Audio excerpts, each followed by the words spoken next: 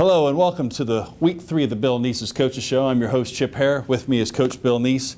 Coach, as we look back into last week, tough week for the Indians, fall to Trotwood 38-6.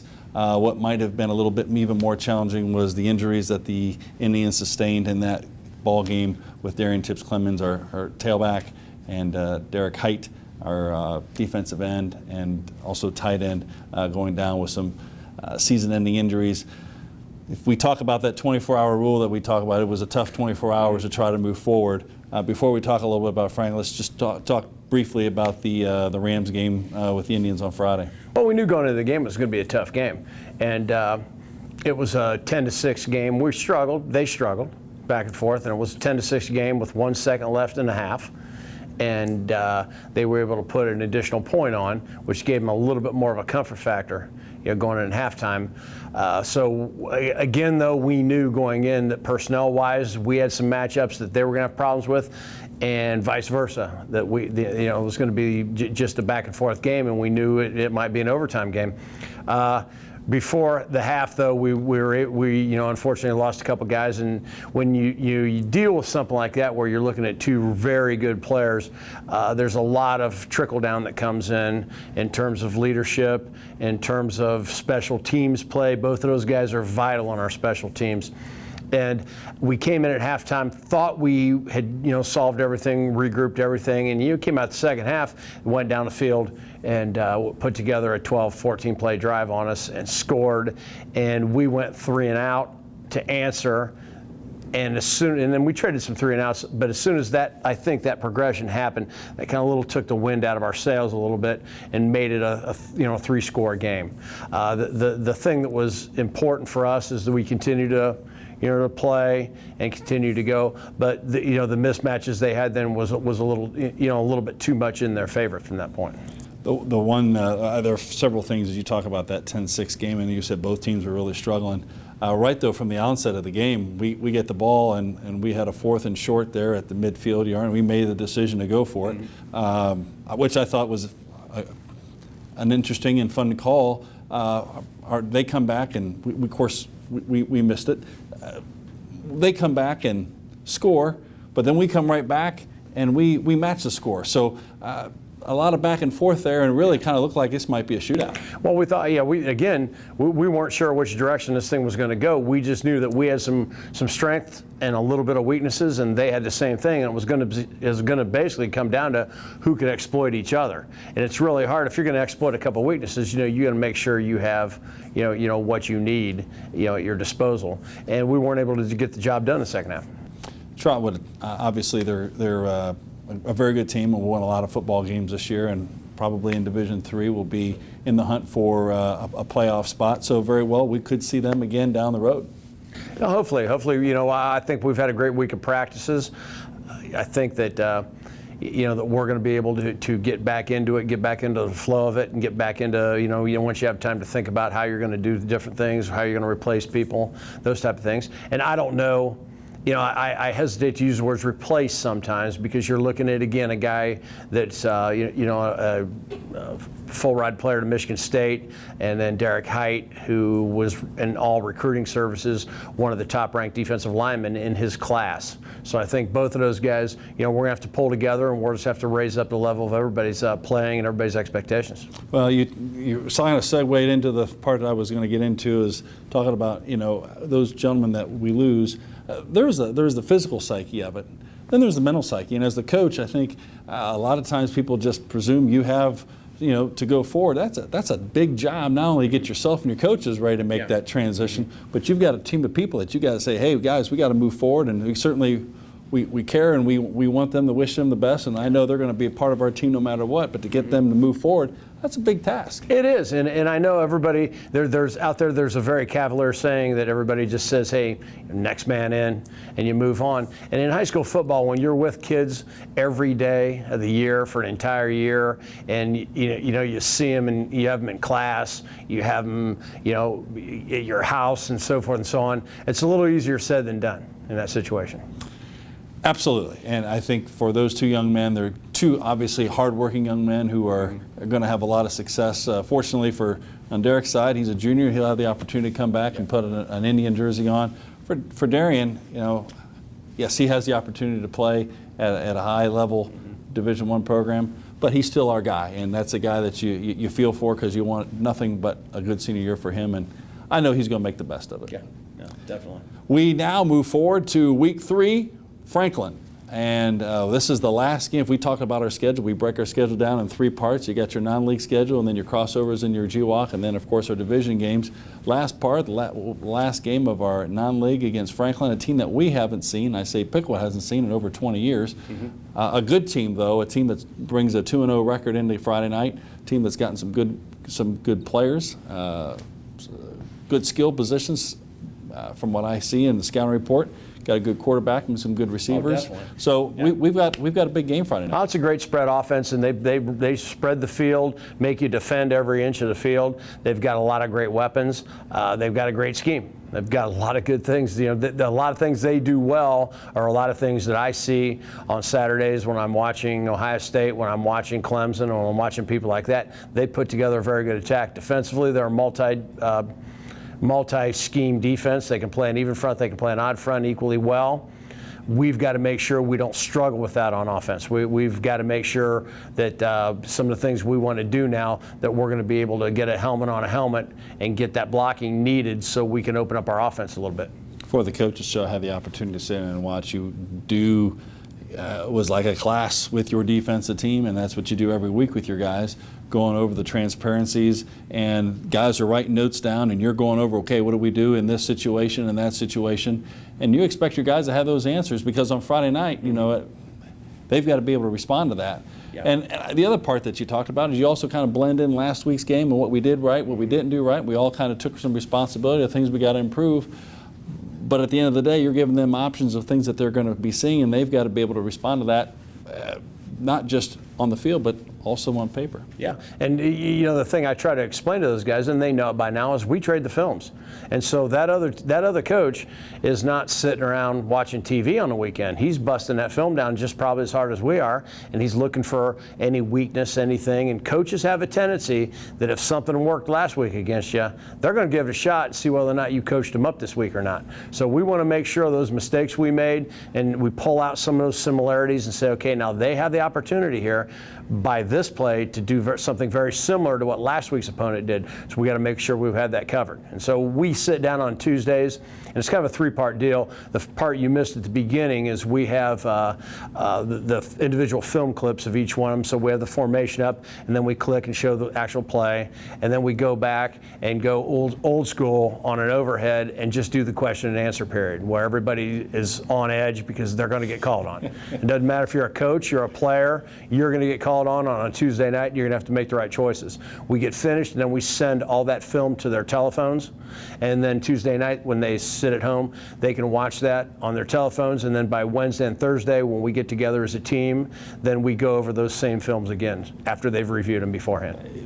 It amazes me with the devices and the technologies out there that a young man on a phone can go home, have dinner, do some homework, pull his phone out or iPad out, and he can watch what he's about to incur on Friday night. Yeah, and they know then when we get there on Wednesday and Thursday, it's question and answer period again, because there's too many times that you lead somebody into a question like you saw tonight, and they just give you what they think is the answer I want to hear, and they've got to make those decisions on the field. I only have 3 timeouts, and I can only yell so far out on the field, and we have only so many hand signals. They've got to make some of those decisions. So that's where it's important for us to train those guys. Talk a little bit when you talked about replacing, and we use that word, but the one player that really kind of sticks out because you kind of put him in a lot of different spots, and a lot of people have mentioned is Ben Schemeising, and Ben has really been played very well thus far.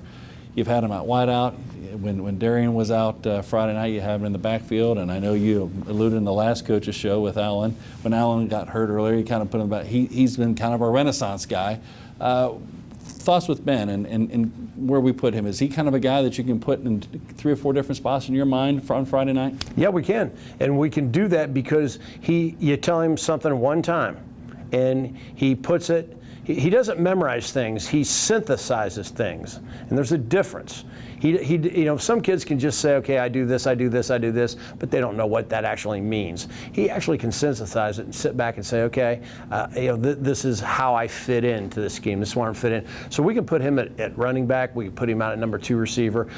Defensively, right now he's pretty solidified at that outside linebacker spot. We like him there, and put him to the wide side of the field. We blitz him. He had a quarterback sack Friday night. He also had, not many people can have a quarterback sack, a touchdown pass, rush for 7.3 yards a carry, and also, be one of your leading tacklers, and be the captain of the punt team, and be on a couple of special teams.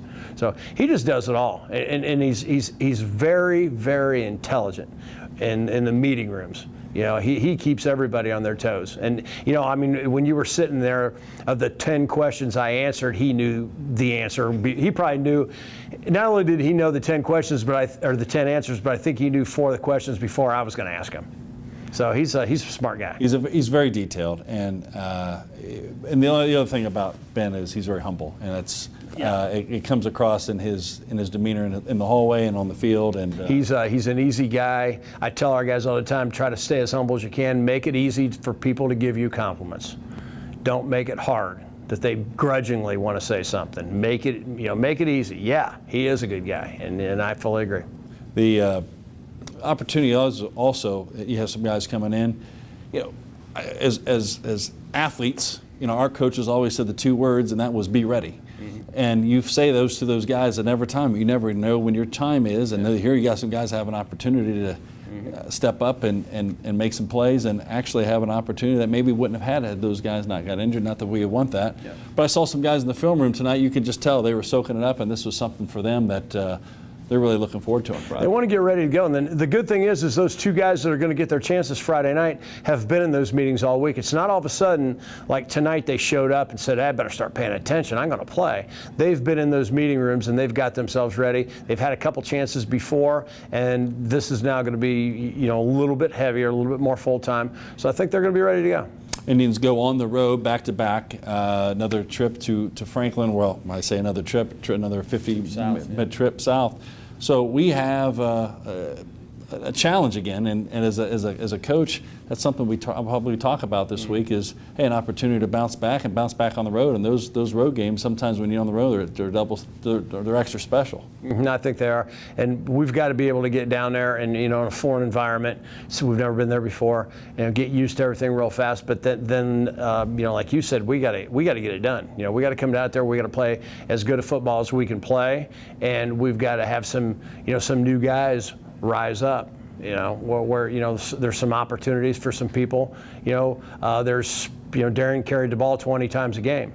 Well, that's 20 plays that someone else is gonna have to do something for us. Darren had probably 10 tackles a game in his area. Well, somebody's gonna be in that area, and they're gonna have to have those opportunities, and they're gonna have to do what he did. We got a new guy punting. We've got a guy just returning kickoffs. So he did a lot, and as did Derek Height. Same thing with Derek Height. Derek's our leading pass rusher. Derek played tight end for us. Derek's on every special team. So both of those guys left a huge void, but they also left a great opportunity for some other people. Well, I know they'll be on the sidelines rooting those guys on and encouraging them. Speaking of encouraging guys that have been playing very well, we talk about our senior feature this week in Josh Potter and Tristian Cox, 2 big line guys who obviously have been a big force for the Indians, not just this season, but last year as well. Talk a little bit about, as you call him, Potsy. Talk a little bit about Potsy first. Yeah, Potsy, I'll tell you what, Potsy 2 years ago, Potsy just kind of hung out. Be honest with you, he just enjoyed being on the team. No one really, took it seriously that he was going to ever play. And then last year, through a couple of injuries and a couple of this and this and this, one thing I just kept looking at him going, he's a pain for everybody in this team to block. Every time I put him in, he just doesn't move. And he didn't move, in terms of giving ground, but he also didn't move when he was supposed to move and go places. And we put him in, and it kind of lit a fire Hare underneath him, and he started moving, and we found out that he's got some pretty light feet for a big man, and he can cover that little phone booth area that we call it that he has to play in, and he covers that thing pretty well, A-gap to A-gap. And he's been in there and just been a dominating force for us. Hard guy to get around. I mean, Yeah. he really, Oh, yeah. when he moves Yeah. his feet, he's awful difficult. Had an interception last year, too, that he let us know about all the time. Yeah, had no return yards on it, though. Well, then we talk about Tristian Cox. Many people know that Tristan's in the midst of being recruited to play football in college, and both are very good in the classroom. But Tristian, is obviously looking forward to playing the next 4 years in college. He's also has high aspirations for this team this year. But just a little bit about Tristian, what it's been like to coach him. Well, he's our most powerful player. You know, he's the strongest guy on the team, and he's a great force. You know, I love his attitude on game night. You know, he epitomizes the whole idea that it's, you know, it's easier to corral that wild horse than to breathe life into a dead one sometimes. And you got to once you get him corralled, man, he just goes and he plays till the end. And he's a fun guy to watch. If I was a fan, I would sit and watch him the whole time because he is on the go. He's 310 pounds. He can move. He wrecks things. He's on some special teams, and he also plays offense for us too. So he's a fun guy to watch. And a great personality. You talk about a personality in the hallway, or if he's just walking the street, he's kind of bashful, he's kind of quiet, and then you see him on the field, and it's like he flips a switch, and that animal comes out, and it's just complete beast mode. It does. It's amazing to watch him, and he's going to have an opportunity to play football on Saturdays, and that's going to be fun to watch. Yeah, well, he's already got 5 opportunities right now, I think 3, and he'll have some more as the senior year progresses. So he'll have a good opportunity to pick a place where he's going to be comfortable and play some good football. And one of them being the Naval Academy, and that should tell somebody about his work ethic and what kind of a student he is. Coach, we look forward to week 3 and going down to Franklin and closing out the non-conference with the W. And we thanks for taking time as we're going to get ready to talk to Potsy and we're going to talk to Tristian. Sounds good. Guys, we'll be back on our second half of the show with Tristian Cox and this Potsy guy.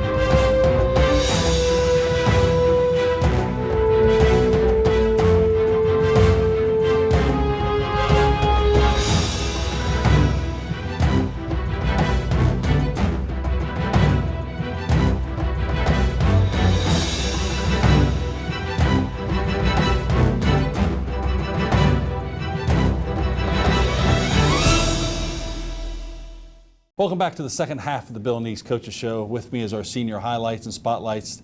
And today we've got offensive tackle Josh Potter and defensive tackle Tristian Cox. And there are multiple positions that you guys play besides those, but I thought I'd start with those two. Josh, let's start with you. Here we are, your senior year, going into week 3. Talk a little bit about where you feel you are in your season right now and what your thoughts are of the Indians going into Franklin on Friday night. Well, I feel like we have a good opportunity to bounce back against Franklin after our sad loss against Trotwood, and I think we'll have a pretty good season. Talk a little bit about that bounce back. You know, you talk about having to bounce back against a tough game on Friday night. What's the mindset going into it for you on Friday? Is it getting ready to battle against a team again on the road?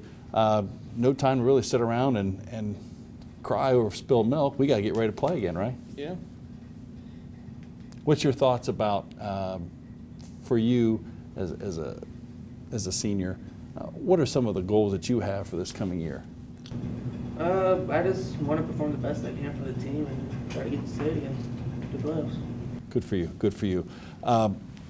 Tristian, as we move forward into Friday night for you, where are you in terms of what your thoughts of the season are so far, and where do you look forward the Indians to go to this year, goals-wise?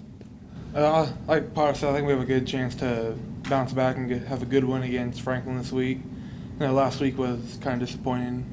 Always want to do better, but as team goals, I think we got to get past our injury loss we had this past week with Darian and Derek. So get back to the playoffs, hopefully go a little further than we did last year, and see what happens from there. A lot of football to be played. I mean, gentlemen, Yeah. we're only in week 2, and we've got certainly a lot of football to be played.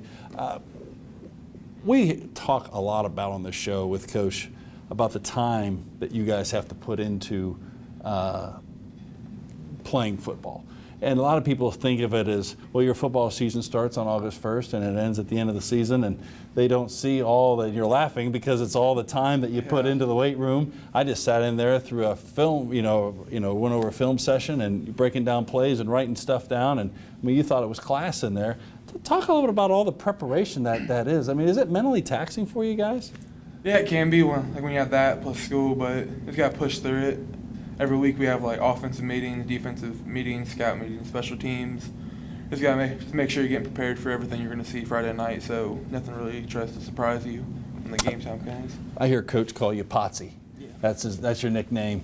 I just heard him say, hey guys, go home and get something to eat. I'm going to throw you some video so you can take a look at that tonight. What does that mean for the community? I mean, people say, oh, check video out. What's that mean? We just study like what they do against us, so we can prepare mentally how they're gonna. How do you get that film? I mean, where do you get that at? I thought to the coaches. But No, but I mean, on what device? You just pull it up on your phone? yeah, they send it through Huddle, and So you just pull your phone out and you can sit in your room or your computer or your iPad and you can watch film in your house. pull up Huddle, and Boy, times comes a long way. yeah. One last thing before we let you go. Talk a little bit about once we get past this year and a year from now. Josh, where you want to be a year from now? What's your thoughts? I'm not decided when in college, but I want to major in either education or business. Are you thinking about football or not, or is this it for you? I haven't really decided yet. I probably won't, but we'll decide when the time comes. You never know. May have an opportunity that comes your way and you want to be open-minded. Yep. Well, we certainly wish you well. Tristian, talk a little bit about right now you're in the midst of being recruited by some D1 schools and have already had some offers. I think our community is interested in that. Talk a little bit about what that process has been like for you thus far. It started out real slow. Like, you get schools just talking to you like, hey, we like you, we just want to see more. So, like, it gets a little frustrating at times, but you got to keep working, wait it out. What offers at this point in time do you have from? I have an offer from Eastern Kentucky University, University of Tennessee Martin, the Naval Academy, and Robert Morris University. That's some pretty good offers. That's some pretty good offers. I know you have some other people out there that are talking to you as well. I know you visited some other Big Ten schools, and you've had some Pac-12 schools send you some notes and letters, and so obviously this is a big year for you, and I know you're looking forward to continuing to do great things. Of course. Like, you just got to keep working at it, and hopefully the best comes from what you have. And if no more comes, I already have great schools that want me, so all else fails, I just go there. It's a pretty good selection so far, Tristian. Yeah. Well, to both of you, we certainly wish you well. We continue to enjoy watching you play here for the Indians, and we know that great things are going to be ahead for you guys individually and as a team, and we certainly wish you nothing but the best. Thank you. Guys, we are at the end of Week 3's Bill Neese's Coaches Show. Just a reminder that the Indians will travel to Franklin to conclude the last part of our non-league schedule. Kickoff will be at 7 o'clock p.m. Tickets will be available at the gate, $6 for adults, $4 for students. Please make sure you get there early. It should be a great ball game between Franklin and our Indians. For Tristian and Potsy, I'm your host, Chip Hare. Thanks so much for being with us. We'll see you Friday night.